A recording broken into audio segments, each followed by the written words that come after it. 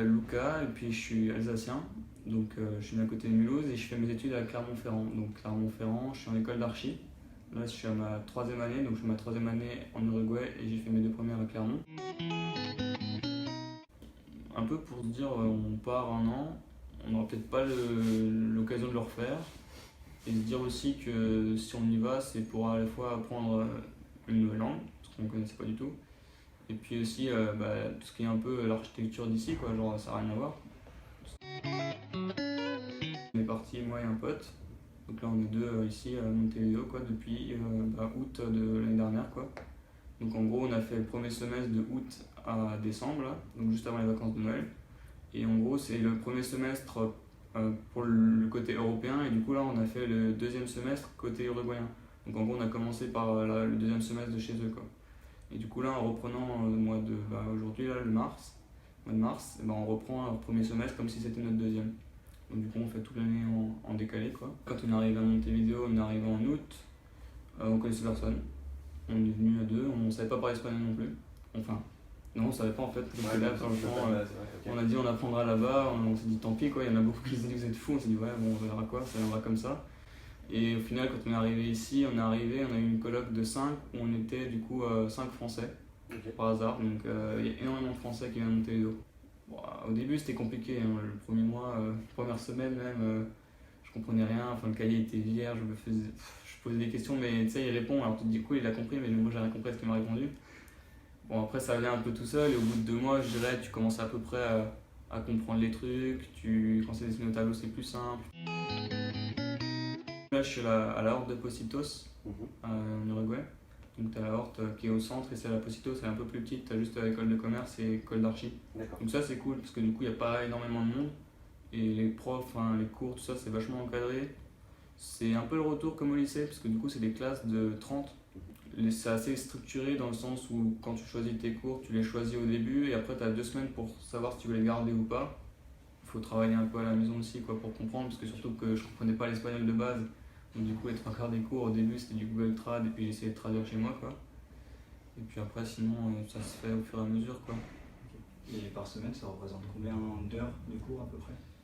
Du coup là si je prends mon emploi du temps d'aujourd'hui, j'ai cours toutes les matinées, 8h, 13h, sauf le lundi et le vendredi je crois où on commence à 9h. Dans ma classe, au premier semestre on était que nous deux en français et pas d'autres que des Uruguayens et là celui-là il y a un espagnol. Via les anciens qui étaient en Uruguay, de Clermont. Donc ils étaient 2 pareil et ils sont rentrés et puis on s'est dit on va trouver ça au début et on verra.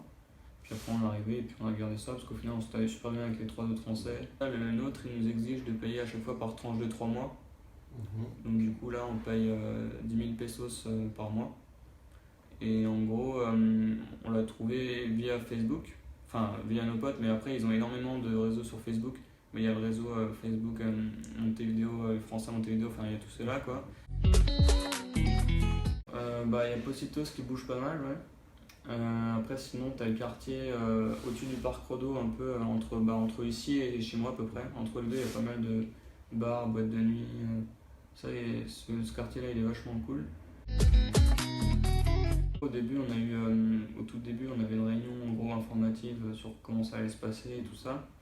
Après, il y a eu un peu le même système qu'on avait quand j'étais à Clermont, c'est-à-dire qu'ils ont mis un système de parrainage. En gros, il y avait un parrain et une marraine. Ouais, niveau sécurité, c'est top. Après, niveau de la vie, je dirais, par contre, c'est un peu cher, même beaucoup. Genre, pour faire des courses, souvent, genre, tu t'achètes un truc en petit-déj, ça coûte une blinde. Tu veux t'acheter des shampoings ou des dentifrices, pareil, ça coûte une blinde. Ça, c'était vraiment, genre, on s'y attendait pas du tout, quoi. On savait, tu sais, genre, on regardait un peu avant de partir, ils nous disaient c'est un des pays les plus riches, tout ça. Quand t'arrives ici, tu le vois pas forcément parce que tu te dis ça a pas l'air riche quoi, enfin ça a l'air même pauvre à côté de ce qu'on a en Europe quoi. Ce que j'ai aimé le plus, je dirais vraiment l'accueil des gens. Quand tu vas à un endroit, tout le monde est genre là, si jamais t'as un problème pour t'aider. Genre même au début quand tu parlais pas du tout espagnol, les profs des fois ils essayaient de te parler un tout petit peu anglais, même si les cours c'était vraiment que espagnol. Les élèves pareil, ils étaient vachement au début, ils t'aidaient pas mal et tout. Non ça c'est sûr, l'Uruguay, t'as l'impression de connaître tout le monde sans vraiment connaître. Genre quand tu rentres dans un magasin, il va te dire salut, des fois il va te dire ça va, des trucs que t'as pas en France. Après, j'ai toujours, enfin, pour l'instant, mon ressenti en tout cas, c'est vraiment l'Uruguay. C'est un des pays où je me suis senti le plus sûr sur tout ce que j'ai fait pour l'instant en Amérique du Sud. À savoir, genre, j'étais du coup à Rio, j'étais au Chili aussi avec Santiago Valparaiso, à Buenos Aires.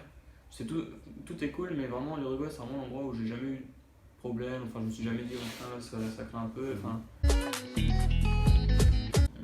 je pense quand même que c'est le prix des tout ce qui est courses, tout ça. Ouais. Ouais, quand tu rentres, tu te dis, oh, bah, tu vois les prix sur le coup, t'es en pesos, donc tu te dis, bah, je vais regarder ce que ça fait. Et quand tu regardes, tu fais, ah, ouais, ça fait un peu plus cher que ce que je pensais, quoi.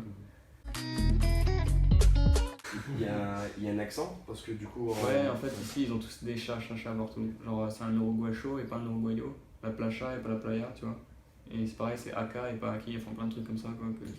Déjà la viande, ils en font énormément. Ou comme en Argentine, quoi, t'es un peu dans le triangle, comme ils disent, des meilleures viandes du monde, quoi. Puis sinon, après, il y a pas mal de trucs. Genre, il y a les chivitos. C'est un genre de hamburger un peu avec des œufs. Enfin, je sais pas vraiment comment dire la différence, quoi. Après, niveau dessert, t'as tout ce qui est alfarol, dulce de leche. Je dirais déjà pas avoir peur de venir. Enfin, en tout cas, si c'est en Uruguay, hyper open, tout le monde. Il n'y a pas de souci de se dire je vais rester vraiment tout seul chez moi, je vais aller en cours, je vais rentrer tout seul chez moi et puis je parle à la personne, quoi. Bah, en tout cas, s'il est alors Positos comme moi, Positos ou vraiment le quartier Parc Rodo, c'est vraiment top.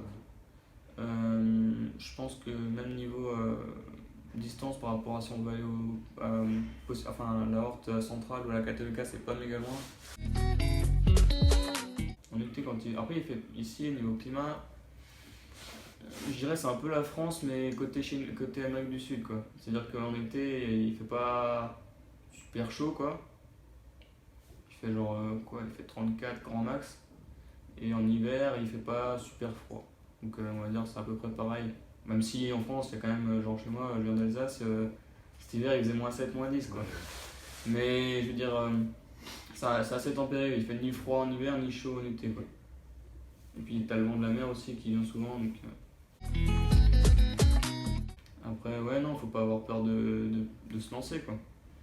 Même s'il y en a beaucoup qui m'ont dit, hein, tu fais gaffe parce que bon, tu parles pas un mot, tu pars quand même loin. Non, bah si ce n'est que, ouais, faut y aller, quoi. Si t'as envie de le faire, faut se dire que tu vas peut-être le rater l'an prochain, quoi.